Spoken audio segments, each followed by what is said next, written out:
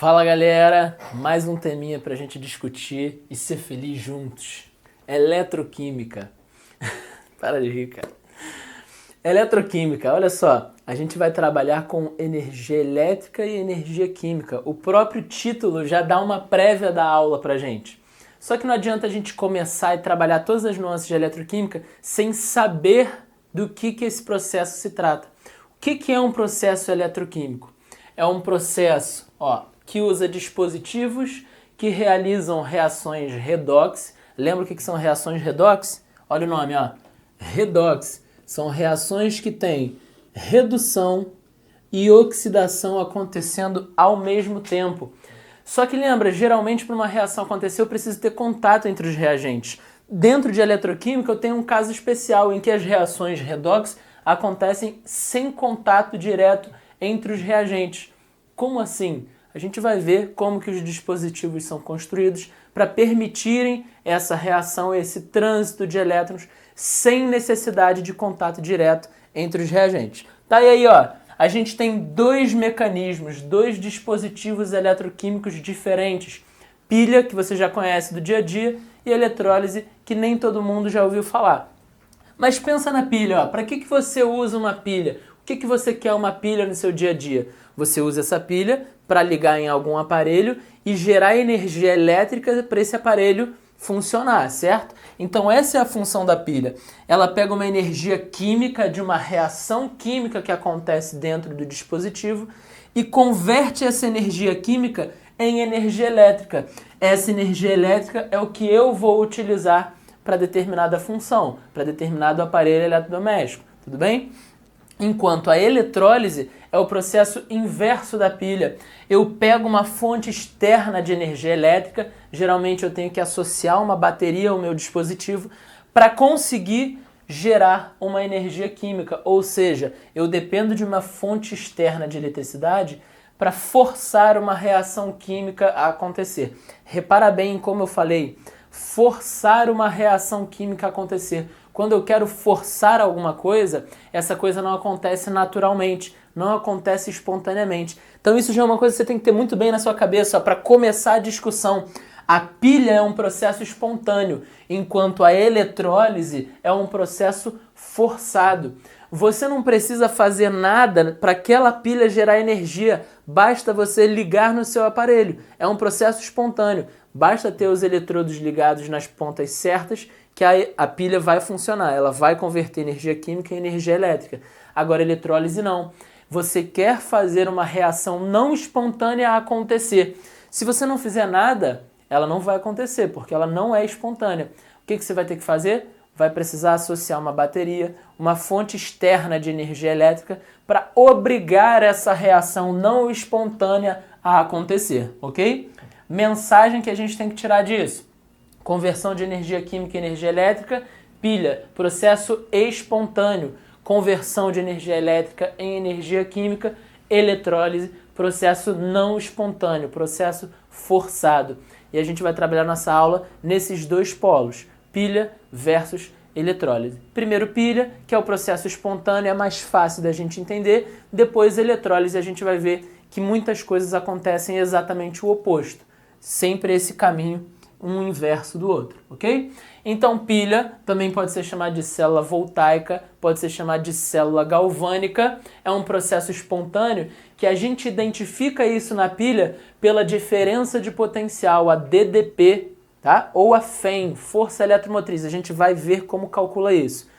Na pilha você sempre tem uma DDP positiva. Então apareceu uma diferença de potencial maior que zero, você já sabe que o problema está falando de uma pilha e não de uma eletrólise. Na eletrólise vai ser o inverso, você tem uma DDP negativa, tá? Porque é um processo forçado. Beleza, então o protótipo da pilha é a pilha de Daniel. Foi aqui um conceito que a gente usa sempre para explicar como a reação redox sem contato entre os reagentes acontece na pilha, acontece nas células galvânicas. A gente precisa ter alguns componentes sempre para a pilha funcionar. Primeiro, a gente tem aqui dois recipientes que possuem eletrodos de metais. O que são eletrodos? É uma placa de metal. Tá? E Daniel fez uma placa de zinco e uma placa de cobre. Eram os dois metais, eram os dois eletrodos dessa pilha. O que significa isso daqui em vermelho, ó, gente? Isso daqui é um fio condutor que vai ligar os dois eletrodos. Para que esse fio condutor? Para permitir o fluxo de elétrons, ok? Vai fluir elétron de um eletrodo para o outro. A gente tem que saber de onde sai, para onde vai. Já já a gente fala disso.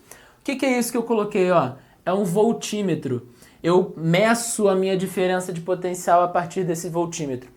A pilha precisa do voltímetro para funcionar? Não. Se não tiver o voltímetro associado, a pilha funciona do mesmo jeito, só que ele está aqui para determinar para a gente qual é a diferença de potencial.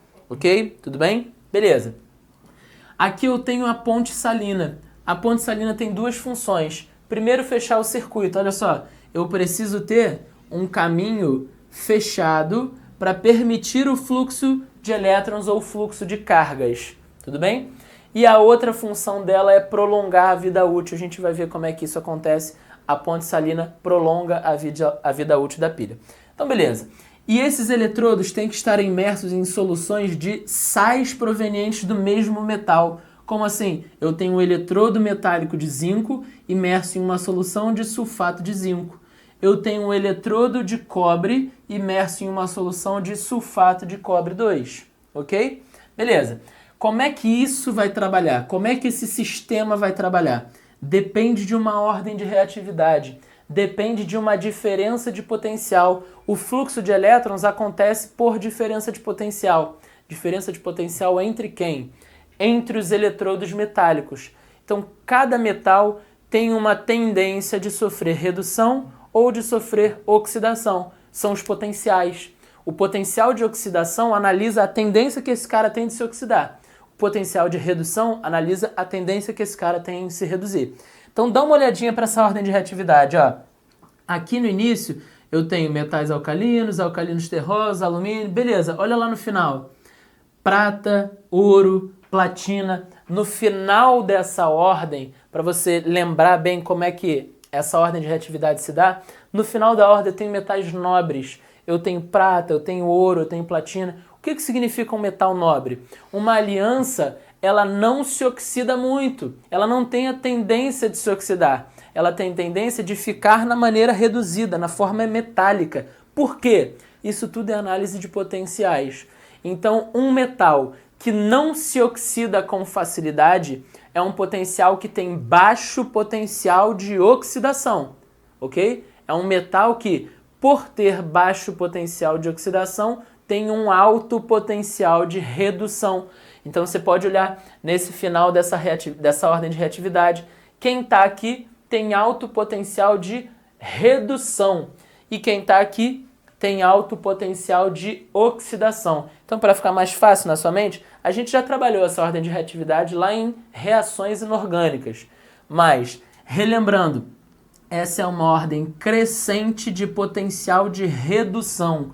Então, sempre que você tem uma pilha ou uma eletrólise, você vai comparar os potenciais de redução dos metais. Olha só, zinco, cobre. A gente vai comparar o potencial do zinco com o potencial do cobre, ok? O zinco está no início da ordem, o cobre está mais para o final. Isso daqui é uma ordem crescente de potencial de redução. Então, o cobre tem potencial de redução maior do que o zinco. Portanto, o cobre é o cara que vai sofrer a redução, porque ele tem maior potencial de redução. Então, ó, cobre, vou escrever aqui embaixo, cobre vai reduzir. Se o cobre se reduz, o que o zinco vai ser obrigado a fazer? Vai ser obrigado a se oxidar. Então, cobre sofre o processo de oxidação. O cobre se oxida. Tá? A gente sempre analisa os eletrodos. A reação vai acontecer aqui, ó, vão acontecer modificações nos eletrodos. Então é o seguinte, quem oxida a gente apelida de anodo. Então a oxidação acontece sempre no anodo. Anodo ou ânodo, ok? Sempre. E redução acontece no catodo ou cátodo. E aí observa, ó, gente, vogal com vogal, consoante com consoante. Ok? Então, anodo oxida, catodo reduz. Anodo oxida, catodo reduz. Vamos lá. Esse cara vai sofrer o processo de oxidação. O que é o oxidar? Oxidar é perder elétrons. Se ele vai perder elétrons, esses elétrons têm que ir para algum lugar. E aí, senhores, esses elétrons vão fluir pelo fio condutor. Então, os elétrons saem do anodo, ou seja, saem de quem se oxida e vão em direção ao catodo, que é quem se reduz. Para se reduzir tem que receber elétron, e esse elétron tem que vir de algum lugar. Então o elétron que chega no catodo saiu do anodo. O fluxo de elétrons vai ser sempre, seja pilha ou eletrólise, sempre do anodo para o catodo. Porque sempre no anodo eu vou ter oxidação, sempre no catodo eu vou ter redução. Então faz sentido que os elétrons saiam de quem se oxida em direção a quem quer se reduzir, ok? Fluxo de elétrons sempre do anodo para o catodo. Isso tem que estar na mente porque cai. Ok. Esse zinco, que é um zinco inicialmente metálico, portanto está com NOx zero, ele perdeu elétrons em um processo de oxidação. Ao perder elétrons, ele vai para um NOx positivo. NOx do zinco possível, mais 2. Então, o zinco com NOx mais 2, ele não é mais sólido. Se ele não é mais sólido, gente, ele deixa o eletrodo e parte para a solução. Então, o que vai acontecer? Presta atenção. Cada vez mais, esse eletrodo vai perdendo massa. Vai perdendo massa porque íons zinco vão caindo na solução. Eles saem do eletrodo, que antes estavam no estado sólido, e agora vão ficar em meio aquoso, ok? Então esse eletrodo, o anodo, vai perdendo massa. Isso que é oxidar. Lembra quando a gente fala, isso está corroído, isso está oxidado. O portão, por exemplo, quando o portão começa a oxidar, ele começa a perder massa, começa a esfarelar. É isso que acontece aqui, ok? Enquanto na redução, o que está acontecendo? Ó? Eu estou recebendo elétron no catodo. Eu começo a acumular esse elétron. Esse elétron vai reduzir alguém. O cobre zero, que está no estado sólido, ele pode sofrer mais redução? Não pode. O menor NOx possível do cobre é zero. Ele só pode ter NOx mais 1 ou mais 2. Então o cobre não pode sofrer redução, ok? Se o cobre zero não consegue sofrer mais redução, quem que pode sofrer redução? Aqui, ó, quem tem carga positiva. O cobre mais 2, que está no meio reacional, esse cara sim pode sofrer redução. Então, gente, o que vai acontecer? Esse cara vai chegar perto do eletrodo, ok? Vai ficar perto do eletrodo e vai receber os elétrons que vieram do anodo. Quando o cobre mais 2 recebe esses elétrons, olha a reação que acontece aqui, ó. Cobre mais 2 elétrons, ele passa a ser cobre zero. E aí cobre zero é um cobre metálico. Então esse cobre metálico deposita na placa, deposita no eletrodo. E o eletrodo vai ganhando massa, o eletrodo vai ficando mais gordinho, vai ficando igual ao Alexandre. Olha que delícia. Fofinho. Então esse eletrodo que ficou mais gordinho, ele recebeu... Não adianta olhar não, tá assim, tá assim. Eu também tô, mas estamos. Ele recebeu mais massa pelo processo de redução do cobre. Assim como esse cara perdeu massa, porque ó o que aconteceu com ele. Zinco zero, perdeu 2 elétrons e formou zinco mais 2. Tá? Então aqui foi um processo de redução em que eu recebo elétrons. Aqui foi um processo de oxidação onde eu estou perdendo elétrons. Os elétrons estão no produto. Beleza? E aí, gente, o que acontece? Agora que entra a riqueza, a magia da ponte salina. Esse cara está constantemente jogando cargas positivas no meio reacional. Esse cara, esse eletrodo, está constantemente tirando cargas positivas do meio reacional, certo? Ele está tirando porque ele está formando uma placa mais espessa, ele está depositando esses íons na forma metálica. Beleza. Começa a haver uma grande discrepância de cargas entre os dois polos, entre o anodo e entre o cátodo. Entre as soluções existe uma grande discrepância de cargas. E essa discrepância de cargas faz com que a pilha pare de funcionar. Se a discrepância for muito grande, a pilha para de funcionar. Então, quanto mais eu conseguir manter o equilíbrio de cargas entre os dois recipientes, mais eu prolongo a vida útil dessa pilha, ok? Então, qual é a função da ponte salina? Pilha de Daniell usou o cloreto de potássio para neutralizar esse excesso ou essa falta de cargas positivas. Então, o que acontece? Ó, eu estou jogando carga positiva nessa solução, as cargas negativas da ponte salina migram para próximo da solução na tentativa de igualar esse excesso de carga. Enquanto aqui eu estou perdendo carga positiva, então as cargas positivas da ponte salina migram para perto da solução na tentativa de igualar esse balanço de cargas. E isso prolonga a vida útil da bateria, ok? E o que acontece com a solução? A solução que vai recebendo cargas positivas, vai recebendo mais zinco, fica cada vez mais concentrada. Isso já foi alvo de questão. Como é que a solução fica ao longo do processo? Essa solução fica mais concentrada porque está recebendo mais íons. E como é que essa solução fica? Fica mais diluída ou menos concentrada porque está perdendo íons para o eletrodo metálico. Então essa solução fica mais diluída. Ok? A gente vai ver como calcula, tá? Mas nesse caso, na pilha de Daniell, essa diferença de potencial é igual a mais 1,1 volts. Isso é medido de acordo com os potenciais desses dois eletrodos, tá bem? A gente vai ver mais algumas coisinhas e vai ver certinho como é que a gente faz esse cálculo. Galera, já vimos eletrólise ígnea, agora vamos para a eletrólise aquosa, que é um pouquinho mais difícil. Relembrando, lá na eletrólise ígnea, a gente eletrolizava uma substância, tá? Então a gente deu o exemplo lá do cloreto de sódio e não tinha mais nada além do cloreto de sódio. Só tinha o cloreto de sódio sofrendo o processo de eletrólise e para isso ele tinha que ser aquecido, tinha que passar pelo ponto de fusão e passar do estado sólido para o estado líquido na forma iônica, tá? Lembra disso? Aí a gente fez a reação catódica, a reação anódica e chegamos à equação global. Aqui na eletrólise aquosa, além da substância que eu vou eletrolizar, eu tenho a água também. E aí a água, ela vai competir pela reação catódica, que é a reação de redução, e vai competir pela reação anódica, que é a reação de oxidação. Ok? Então o problema virou e falou para você, represente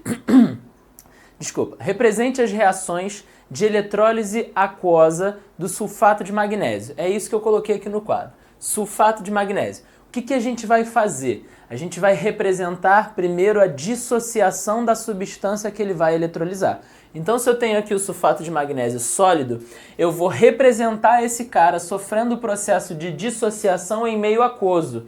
Então, eu coloco o sulfato de magnésio sólido, coloco esse cara na água e aí ele vai gerar magnésio aquoso e sulfato aquoso. Tranquilo? Só que por ser uma eletrólise aquosa, eu tenho que representar também os íons provenientes da autoionização da água. Então eu vou colocar aqui a água sofrendo o processo de ionização, liberando H+ aquoso e OH- aquoso. Ok? Só repara uma coisa, eu coloquei 2 mols de água. Gente, esse é um macetinho para facilitar o balanceamento das reações. E por que eu coloquei 2 mols de água? Porque aqui, na primeira reação, eu formei um cátion bivalente e um ânion bivalente, ou seja, eu tenho 2 cargas positivas e 2 cargas negativas vindas desse sal, ok? Então eu quero manter a mesma quantidade de cargas positivas e negativas vindas da água. Então para eu gerar 2H+ e 2OH-, eu preciso de 2 mols de água. Se eu estivesse fazendo uma eletrólise aquosa do cloreto de sódio, por exemplo, NaCl, ele vai gerar Na+, Cl-. Então ele vai gerar uma carga positiva, uma carga negativa. Quantos mols de água a gente vai usar? A gente vai usar 1 mol de água para eu gerar um H+ e um OH-, tá? Então isso não é regra, isso é um macete para facilitar o balanceamento das suas reações. Então, como eu estou trabalhando com um sal que gera um cátion bivalente e um ânion bivalente, eu vou trabalhar com 2 mols de água para eu gerar 2 cargas positivas e 2 cargas negativas na forma iônica. Ok? Beleza? Chegamos a essas duas reações. Você tem que lembrar o seguinte, na eletrólise está todo mundo tentando chegar a NOx zero, ok? Então, quem tem carga positiva, para chegar a NOx zero, tem que diminuir o NOx, tem que sofrer o processo de redução. Então, os cátions vão sempre competir pela reação catódica, a reação de redução, ok? Quem tem carga negativa, se quiser chegar a carga zero, a NOx zero, vai ter que aumentar o seu NOx. Portanto, precisa sofrer o processo de oxidação. Então, os 2 ânions vão competir pela reação anódica, pela reação de oxidação. Tranquilo? Como que eu vou definir se quem ganha a competição para a reação catódica é o magnésio ou o hidrogênio? Eu preciso conhecer uma ordem crescente de potenciais de redução. Tá? Então, essa é a ordem que eu vou usar para definir qual cátion vai ser encaminhado para a reação catódica. Então, eu preciso de uma ordem crescente de potencial de redução para a análise do cátodo, ok? E aí o macete é hidrogênio. Hidrogênio. Miau. Alcalinos terrosos, alumínio e hidrogênio. Então essa é a ordem a ser seguida para a eletrólise aquosa, especificamente quando eu estou definindo quem vai sofrer a reação catódica, ok? A reação de redução. Quem vai compor a reação catódica. E aí, como é uma ordem crescente, gente, se eu estou analisando aqui, por exemplo, ó, magnésio e hidrogênio, eu estou competindo o magnésio, que é um cara da 2A, com o hidrogênio. O hidrogênio vem depois na ordem crescente, portanto, o hidrogênio tem maior potencial de redução do que o magnésio. Se o hidrogênio tem maior potencial de redução do que o magnésio, em relação ao magnésio, o hidrogênio que vai se reduzir. É ele que vai ganhar na disputa. Então, são os hidrogênios que vão compor a reação catódica, ok? Então, aqui, ó, eu já vou colocar para vocês os 2 hidrogênios vindo para a reação catódica. Depois a gente completa essa reação. Agora, eu tenho 2 ânions competindo pela reação de oxidação que acontece no anodo. Eu preciso também de uma ordem para eu comparar esses potenciais. Só que agora, como a reação é de oxidação acontecendo no anodo, eu preciso de uma ordem crescente de potenciais de oxidação para o anodo. Tá? E aí o macete é FOX hidroxila. Então eu tenho flúor, eu tenho, cuidado, ó, ânions inorgânicos oxigenados. Me dá um exemplo de ânion inorgânico oxigenado. Tá aqui, ó, SO4-2. É um ânion porque tem carga negativa. É inorgânico porque esse cara vem de um sal, e sal é uma função inorgânica, tá? É claro, um sal inorgânico, né? A gente não está falando de sais orgânicos. Então ele é um ânion inorgânico oxigenado porque possui oxigênio. E aí eu estou comparando um ânion inorgânico oxigenado com a hidroxila. Quem vence? Quem vence é a hidroxila, porque vem depois nessa ordem crescente de potenciais de oxidação. Ok? Então é a hidroxila que vence nessa disputa. Já vou colocar aqui as 2 hidroxilas na reação anódica. Só tomar um cuidado, tá, gente? Poderia aparecer, por exemplo, um cobre competindo com hidrogênio. Ok, tem 2 cátions. Um é o cobre mais 2, por exemplo, e o hidrogênio. E aí eu vou olhar lá nessa ordem, essa ordem crescente potencial de redução para o cátodo. O cobre, ele está na família 1A? Não. O cobre está na família 2A? Não. O cobre é o alumínio? Não. Então, se ele não apareceu antes do hidrogênio, significa que ele está localizado depois do hidrogênio nessa ordem. Se ele está localizado depois do hidrogênio, ele vence na disputa. Então, se tivesse um cobre competindo com o hidrogênio, o cobre venceria na disputa e o cobre apareceria na reação catódica. Ok? Mesma coisa nessa ordem crescente de potencial de oxidação. Se você tiver algum ânion que não está localizado antes da hidroxila, significa que ele vem depois da hidroxila, certo? Então, geralmente, a gente compara algum cátion ao hidrogênio e algum ânion à hidroxila. Perfeito, gente? Beleza? Então tá bom. Eu já sei agora quem venceu na disputa pela reação catódica e quem venceu na disputa pela reação anódica. Então vou completar, ó. Lembrando, o hidrogênio ele quer ir para NOx zero. Todo mundo na eletrólise quer ir para NOx zero. Como é que eu faço para 2 mols de H+ chegarem a NOx zero? Eu preciso de 2 mols de elétrons. Ok? Porque aqui eu tenho um total de 2 cargas positivas, então eu vou precisar de 2 cargas negativas vindas do elétron para eu zerar essas cargas. E aí o que eu formo? H2. Sempre gasoso, tá? Lembra? Os gênios formam compostos diatômicos. Hidrogênio, oxigênio, nitrogênio, halogênios, calcogênios. Esses gênios têm tendências em formarem substâncias simples diatômicas. E aí a gente sabe que esse cara aqui está no estado gasoso, ok? E o H+ estava no aquoso. A hidroxila também estava no estado aquoso.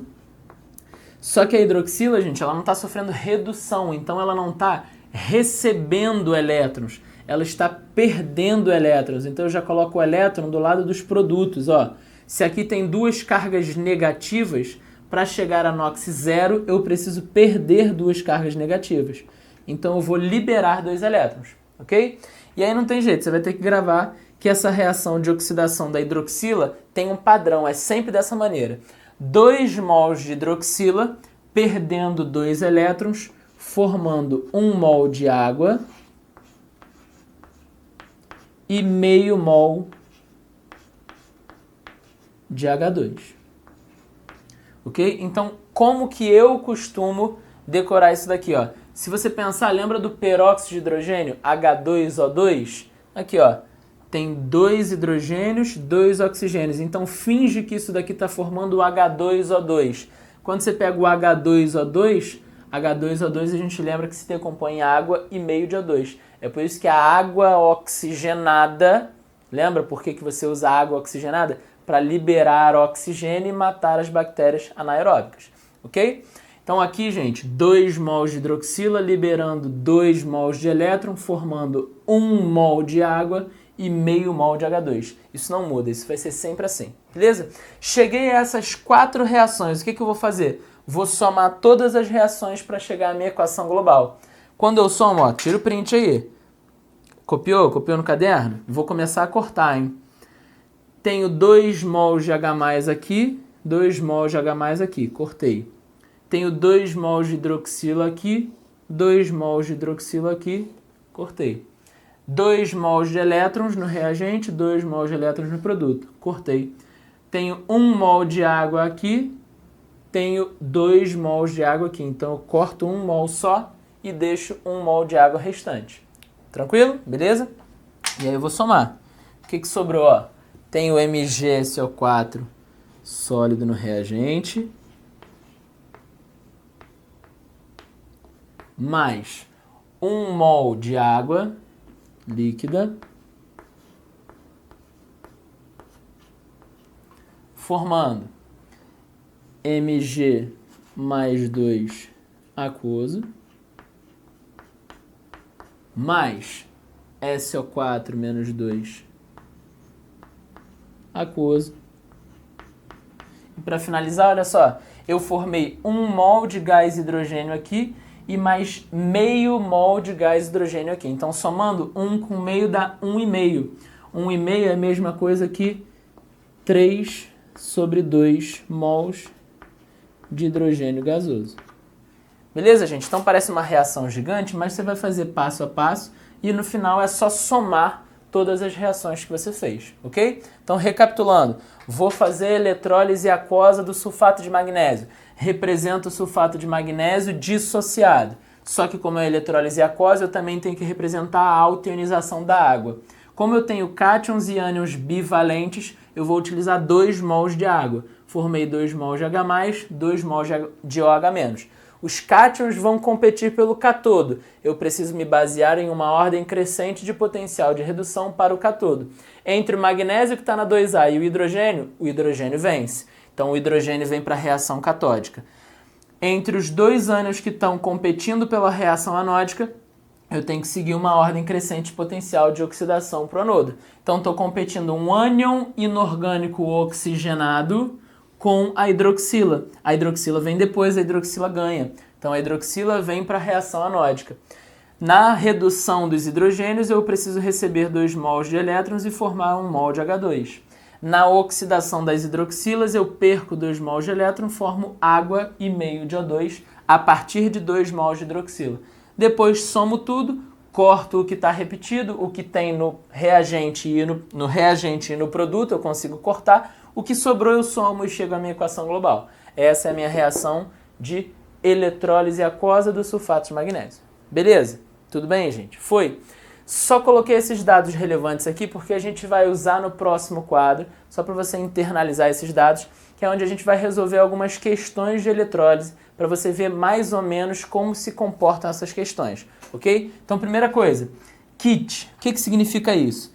Kit é carga, I é a corrente e T é o tempo. Então, existem algumas questões que trabalham com o conceito de eletrólise e falam assim, ó, eu quero eletrolizar uma determinada quantidade de uma substância. Eu vou precisar de uma bateria que gere uma carga, certo? Durante um tempo para eu conseguir promover essa eletrólise. Então aqui eu tenho referência à carga, eu preciso saber qual é a corrente dessa bateria que vai estar sendo gerada para dentro da eletrólise e durante quanto tempo essa bateria precisa ficar ligada para a minha eletrólise acabar. Ok? Então eu tenho uma referência à carga e a unidade que a gente vai usar é a unidade de coulombs, ok? Eu tenho uma referência à intensidade de corrente que essa fonte externa de energia elétrica vai fornecer para a gente e a unidade vai ser ampere. E eu tenho o tempo que essa bateria vai precisar ficar ligada gerando corrente e esse tempo vai ser medido em segundos, ok? Não esquece isso. Coulomb, ampere, segundos. E existe uma coisa que relaciona a quantidade de elétrons à quantidade de carga gerada. É a chamada lei de Faraday. Significa que aqui, ó, quantos mols de elétrons eu tenho aqui? Eu tenho 2 mols de elétrons. Então, quando eu estou representando 2 mols de elétrons, eu tenho que saber que esses mols de elétrons correspondem a uma determinada carga.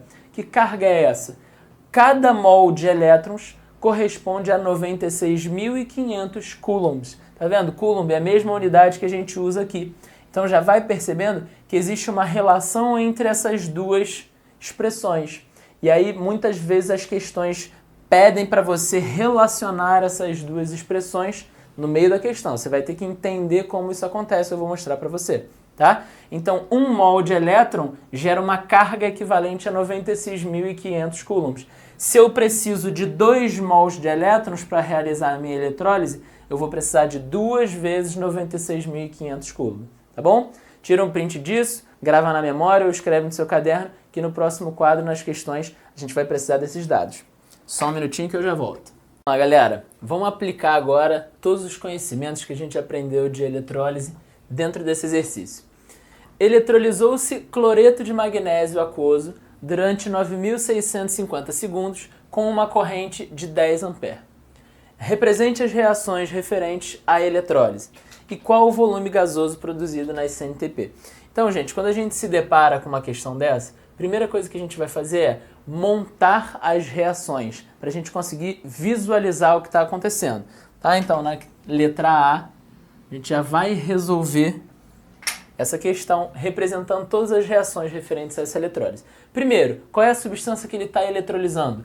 Cloreto de magnésio. Então a gente sabe que o cloreto de magnésio é o MgCl2. Tá? Então vou pegar esse cara, que inicialmente está sólido, e aí eu vou representar a reação de dissociação dele. Ele vai formar o Mg mais 2, e a gente já sabe que como é uma eletrólise aquosa, esse Mg mais 2 vai estar em meio aquoso. E eu vou liberar aqui 2 mols de Cl-, tudo aquoso. Ok? É uma eletrólise aquosa, então eu tenho que representar a água. E aí, gente, lembra do macete? Olha só, eu tenho 2 cargas positivas aqui, 2 cargas negativas. Para facilitar a minha vida, vamos colocar aqui 2 mols de água. a 2 mols de água líquida. Ao sofrer o processo de ionização, eu vou gerar 2 mols de H+ aquoso e 2 mols de OH- aquoso também. Ok? Beleza, gente. Eu preciso representar a reação catódica. Deixa eu colocar aqui mais para cima, senão vai ter espaço. Reação catódica e reação anódica. Lembra, eu tenho 2 cátions e 2 ânions, e esses caras vão competir pelas reações catódicas e anódicas. Então, esses 2 caras aqui competem pela reação catódica, esses 2 caras aqui competem pela reação anódica. Eu preciso lembrar daquela minha ordem crescente de potenciais de redução para o catodo e de oxidação para o anodo. Lembra, qual era a de redução para o catodo? Al, hidrogênio. Alcalinos, alcalinos terrosos, alumínio e hidrogênio. Eu estou comparando magnésio com hidrogênio. Magnésio da família 2A é um alcalino terroso. Então, o alcalino terroso vem antes do hidrogênio na ordem. Portanto, como é uma ordem crescente, o hidrogênio vence. Ok? Hidrogênio venceu. Beleza. Então, já coloco o hidrogênio aqui, ó.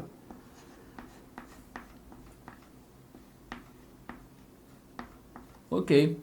Não vou completar a reação, vamos determinar quem vem para a reação anódica. Estou comparando o cloreto com a hidroxila. Lembra qual era a ordem crescente de potencial de oxidação para o anodo? FOX e hidroxila. Flúor, ânions inorgânicos oxigenados e hidroxila. Eu tenho aqui flúor ou ânion inorgânico oxigenado? Não tenho. Então significa que esse cara está depois da hidroxila na ordem. Se está depois da hidroxila na ordem, ele tem o maior potencial de oxidação. Portanto, é ele que vai se oxidar. Ele vai vencer na disputa pela reação anódica. Então eu vou transferir esse cara para cá. Ok? E aí agora sim, gente, eu completo as reações. Já sei que o hidrogênio quer ir para NOx zero.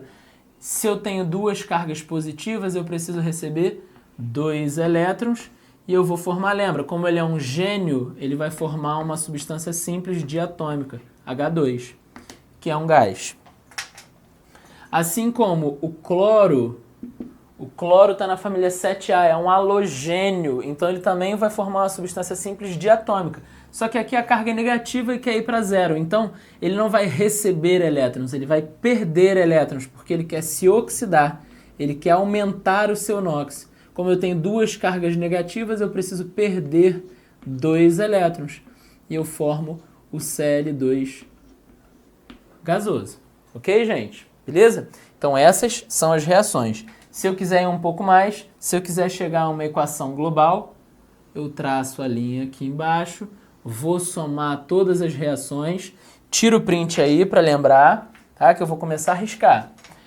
Tem 2 cloros aqui, vou cortar com esses 2 cloros. Tem 2 hidrogênios aqui, vou cortar com esses 2 hidrogênios. Tem 2 elétrons aqui, vou cortar com esses 2 elétrons. E aí eu somo tudo, vamos ver o que fica no final aí, ó. MgCl2 sólido mais 2 mols de água líquida, formando o quê? O que sobrou aqui, ó? H2 gasoso, Cl2 gasoso. O que ainda sobrou? Mg mais 2 aquoso e 2 hidroxilas.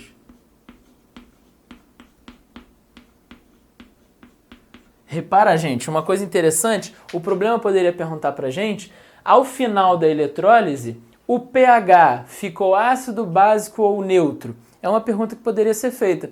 Dá uma olhada na equação global. Depois que eu termino o meu processo de eletrólise, o que tem como produto? Tem gás hidrogênio, tem gás cloro, tem Mg mais 2 e tem hidroxila livre no meio. Se tem hidroxila livre no meio, gente, hidroxila é o protótipo da basicidade. Então, se tem hidroxila livre em excesso no meio reacional, eu tenho um pH básico, portanto, um pH acima de 7. Então, eu poderia afirmar que ao final da eletrólise você tem um pH acima de 7, um pH básico. É uma possibilidade, tá? Agora a letra B, que é a parte matemática, que costuma dar um pouquinho mais de trabalho. Ele pergunta o seguinte: qual o volume gasoso produzido nas CNTP? Lembra, falou CNTP, condições normais de temperatura e pressão. 0 graus Celsius de temperatura, 1 atm de pressão. Qual é o valor que tem que estar na nossa cabeça quando alguém fala CNTP? 22,4 litros. O que é isso? É o volume molar na SNTP. É o volume ocupado por 1 mol de qualquer gás na SNTP. Lembra que isso é um valor padronizado. Não é um valor real. Nada te obriga a ter 22,4 litros nesse problema. Mas é um valor que a gente usa como referência para um cálculo estequiométrico. Ok? Então vamos ver. Ó. Ele quer volume gasoso produzido na SNTP. Qual eletrodo produz gás? O catodo ou o anodo? Ó, no catodo eu tive formação de gás hidrogênio e no anodo eu tive formação de gás cloro. Então, nesse caso, os dois eletrodos produzem gás. Então, eu vou ter que fazer dois cálculos separados. Vou achar o volume de H2 produzido, o volume de Cl2 produzido e depois eu somo, que aí eu sei que é o volume total de gás produzido, tá? Então, olha essa reação aqui, que produziu o gás hidrogênio.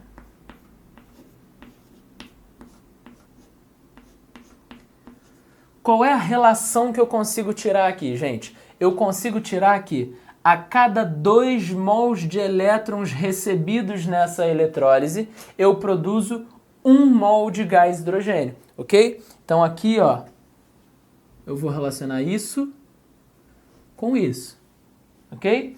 E aí, quando eu relaciono o número de mols de elétrons, eu tenho que lembrar daquela lei de Faraday, aquela constante de Faraday. 1 mol de elétrons equivale a 96.500 coulomb. Então, eu vou relacionar ó, a carga correspondente a esses elétrons e vou descobrir o volume de H2 produzido. Vou fazer a mesma coisa com a outra reação que também produz gás. Ó. 2Cl-, perdendo 2 mols de elétrons, formando Cl2. Então aqui eu vou relacionar o número de mols de elétrons envolvidos, a carga correspondente a esses elétrons e o volume de Cl2 produzido também, ok? Posso fazer uma primeira linha da minha estequiometria? Como é que vai ser essa primeira linha? Se eu tenho 2 mols de elétrons aqui, qual é a carga correspondente a isso? 2 vezes 96.500 coulomb, ok? Essa é a carga correspondente a 2 mols de elétrons. Não significa que é a carga gerada no problema. Isso é a primeira linha. Lembra lá de estequiometria? É a minha primeira linha padrão. São valores padronizados, não são os valores reais do problema. Então eu tenho que colocar isso aqui para permitir o cálculo da minha segunda linha. Então 2 mols de elétrons pela constante de Faraday corresponde a 2 vezes 96.500 coulomb. E eu tenho 1 mol de gás hidrogênio. Nas CNTP, 1 mol equivale a 22,4 litros. Beleza? Então tenho a minha primeira linha montada. Vamos montar a primeira linha daquela outra reação. Eu tenho aqui também 2 vezes 96.500 coulomb, porque eu tenho 2 mols de elétrons. Isso está relacionado a 1 mol de gás cloro, então também 22,4 litros, ok? Qual é a incógnita do meu problema? O volume produzido, então X aqui, Y aqui embaixo do volume. Eu vou ter que colocar algum valor de carga para completar essa regra de 3. É aí que entra o kit. Lembra o kit? Kit, que é a carga total gerada pela eletrólise, é igual a corrente em ampere vezes tempo em segundo. Então o problema me forneceu isso. Ó. Ele disse que essa eletrólise aconteceu com uma corrente de 10 ampere durante um tempo total de 9.650 segundos, certo? Quando eu resolvo isso, eu tenho um total de 96.500 coulomb. Então essa é a carga total gerada pela eletrólise. Essa realmente é a carga que foi introduzida no sistema. Esse é o valor que eu jogo na minha segunda linha da estequiometria, é o meu valor real, é o que realmente aconteceu. Então eu jogo aqui, ó, 96.500 coulomb, mesma coisa desse lado, 96.500 coulomb. Ok? E aí quando eu resolvo isso daqui, ó, eu percebo que da primeira linha para a segunda, eu dividi por 2. Lembra, gente? Isso é um macete. Se você não se sente confortável com isso, resolve a regra de 3 que vai dar certo. Quem gosta de macete para agilizar a vida, da primeira para a segunda linha, eu dividi por 2. Então faço a mesma coisa aqui. Divido por 2, esse x é igual a 11,2 litros. Mesma coisa desse lado, o cálculo está igualzinho. Então o y também vai ser 11,2 litros. Então, o meu volume total gerado de gás é x mais y. Meu volume total é igual a x mais y. Eu vou somar 11,2 litros com 11,2 litros. Eu vou ter um volume total de 22,4 litros produzidos nessa eletrólise. Beleza, gente? Então, só para a gente entender o processo. O cara pegou uma bateria, acoplou ao sistema de eletrólise. Ele deixou essa bateria gerando uma corrente de 10 amperes ligada durante 9.650 segundos. Essa carga gerada por essa bateria foi suficiente para gerar uma eletrólise aquosa do cloreto de magnésio, a ponto que eu formei 11,2 litros de gás hidrogênio, 11,2 litros de gás cloro, um total de 22,4 litros de gases na SNTP. Beleza? Deu para pegar mais ou menos como é que é a dinâmica da eletrólise aquosa? Vamos para mais um exercício?